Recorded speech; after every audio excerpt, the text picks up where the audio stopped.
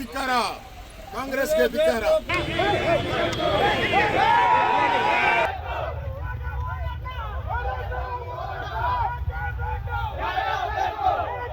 ಕೋಟಿ ಹಣ 180 ಕೋಟಿ ಅಲ್ಲ ಅಂತ ಅವರೇ ಒಪ್ಕೊಂಡಿದ್ದಾರೆ. ಇಂಥ ಒಬ್ಬ ಭ್ರಷ್ಟ ಸಚಿವನನ್ನ ಡಿ.ಕೆ. ಶಿವಕುಮಾರ್ ಅವರು ಮತ್ತೆ ಮಂತ್ರಿಮಂಡಲಕ್ಕೆ ಸೇರಿಕೊಂಡಿದ್ದಾರೆ. ಮತ್ತೆ ಹಗರಣ ಮಾಡುವಂತ ಅವರಿಗೆ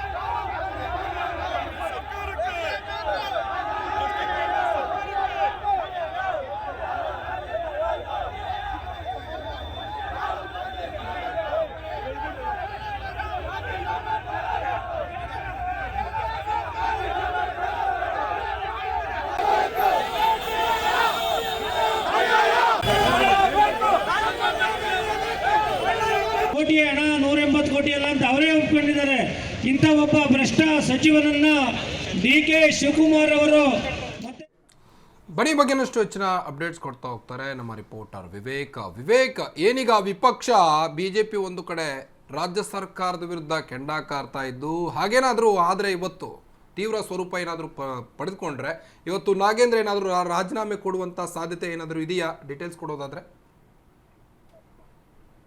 ಎಸ್ ಕಾರ್ತಿಕ್, ಈಗಾಗಲೇ ಏನು ಕಳೆದ ಒಂದು 7-8 ದಿನಗಳಿಂದ ಕೂಡ ಅಷ್ಟೇ ಪ್ರತಿಭಟನೆಯನ್ನು ನಿರಂತರವಾಗಿ ಬಿಜೆಪಿ ಅವರು ನಡೆಸ್ತಾ ಇದ್ದಾರೆ. ಜೊತೆಗೆ ಅದಕ್ಕೆ ಸಾಥ್ ಕೂಡ ಜೆಡಿಎಸ್ನವರು ನೀಡುತ್ತಾ ಇದ್ದಾರೆ. ಒಟ್ಟಾರೆಯಾಗಿ ವಿಪಕ್ಷಗಳು ಎಲ್ಲರೂ ಕೂಡ ಸೇರಿ ಒಟ್ಟಾಗಿ ನಾಗೇಂದ್ರ ಅವರು ರಾಜೀನಾಮೆ ಕೊಡ್ಲೇಬೇಕು, ಯಾವ ರೀತಿಯಾಗಿ ಭ್ರಷ್ಟಾಚಾರ ಮಾಡಿದವರಿಗೆ ಮತ್ತೊಮ್ಮೆ ಸಚಿವ ಸ್ಥಾನ ಕೊಡಲಾಗಿದೆ, ಅವರ ರಾಜೀನಾಮೆ ಪಡಿಲೇಬೇಕು ಅನ್ನೋ ಆಗ್ರಹವನ್ನು ವ್ಯಕ್ತಪಡಿಸ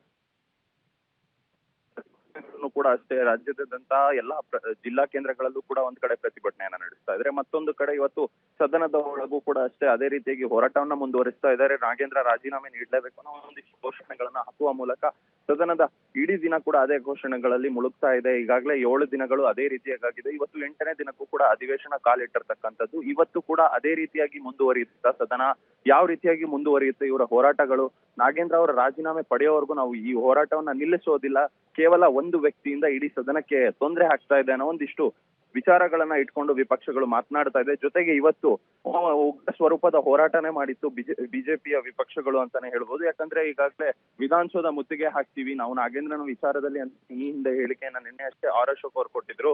ಅದರ ಪೂರಕವಾದಂತೆ ಇವತ್ತು ಕೂಡ ಅಷ್ಟೇ ವಿಧಾನಸೌಧಕ್ಕೆ ಎಂಟ್ರಿ ಆಗುವಂತ ಎಲ್ಲಾ ಬಾಗಿಲುಗಳ ಮೂಲಕ, ಅಂದ್ರೆ ಒಂದ್ ಕಡೆ MS ಬಿಲ್ಡಿಂಗ್ ನ ಬಳಿ ಇರತಕ್ಕಂತ ಒಂದು ಬಾಗಿಲು, ಮತ್ತೊಂದು ಕಡೆ ರಾಜ್ಭವನ್, ಜೊತೆಗೆ ಕೆಂಗಲ್ ಗೇಟ್, ಈ ರೀತಿಯಾಗಿ ಎಲ್ಲಾ ಗೇಟ್ಗಳಲ್ಲೂ ಅಷ್ಟೇ ಮುತ್ತಿಗೆ ಹಾಕುವಂತ ಕೆಲಸಕ್ಕೆ ಮುಂದಾಗಿದ್ರು. ಎಲ್ಲರನ್ನೂ ಕೂಡ ಅಷ್ಟೊತ್ತಿಗೆ ಈಗಾಗಲೇ ಪೊಲೀಸ್ ಅವರು ವಶಕ್ಕೆ ಪಡೆದು ಕರ್ಕೊಂಡು ಹೋಗ್ತಾ ಇರ್ತಕ್ಕಂಥದ್ದು. ಈ ರೀತಿಯಾಗಿ ಒಂದು ಉಗ್ರ ರೀತಿಯಾದಂತ ಒಂದು ಪ್ರತಿಭಟನೆಯನ್ನ ಕೂಡ ಈಗಾಗಲೇ ವಿಪಕ್ಷಗಳು ನಡೆಸ್ತಾ ಇರ್ತಕ್ಕಂಥದ್ದು. ನಾಗೇಂದ್ರ ಅವ್ರು ರಾಜೀನಾಮೆ ಕೊಡ್ಲೇಬೇಕಂತ ಹೇಳಿ ಈಗ ಇದಕ್ಕೆ ಒಂದು ತಕ್ಕ ನಿರ್ಧಾರವನ್ನ ಏನ್ ತಗೊಳುತ್ತೆ ಅಂದ್ರೆ, ರಾಜ್ಯ ಸರ್ಕಾರ ಏನಾದ್ರೂ ಒಂದು ವೇಳೆ ನಾಗೇಂದ್ರ ಅವರ ರಾಜೀನಾಮೆ ಪಡೆಯುತ್ತಾ ಅನ್ನೋದು ಒಂದಿಷ್ಟು ಪ್ರಶ್ನೆಗಳು ಕೂಡ ಉದ್ಭವ ಆಗ್ತಾ ಇರ್ತಕ್ಕಂಥದ್ದು. ಜೊತೆಗೆ ನಿನ್ನೆ ಅಷ್ಟೇ ವಿಪಕ್ಷ ನಾಯಕರಾದಂತ ಆರ್ ಅಶೋಕ್ ಅವರು ಮಾತನಾಡುವಂತ ಸಂದರ್ಭದಲ್ಲಿ ನಮಗೆ ವಿಶ್ವಾಸ ಇದೆ, ಸೋಮವಾರ ನಾಗೇಂದ್ರ ರಾಜೀನಾಮೆ ಕೊಡ್ತಾರೆ ಅನ್ನೋ ಮಾತನ್ನು ಕೂಡ ಆಡಿದ್ರು. ನಿಜಕ್ಕೂ ಕೂಡ ಯಾವ ರೀತಿಯಾಗುತ್ತೆ ಇವತ್ತು ಸದನದಲ್ಲಿ ಯಾವ ರೀತಿಯಾಗಿ ಮುಂದುವರಿಯುತ್ತೆ ಅಂತ ಕೂಡ ಕಾದ್ ನೋಡ್ಬೇಕಾಗಿದೆ ಕಾರ್ತಿಕ್. ಓಕೆ, ಥ್ಯಾಂಕ್ ಯು ತಮ್ಮೆಲ್ಲ ಮಾಹಿತಿಗಾಗಿ ವಿವೇಕ.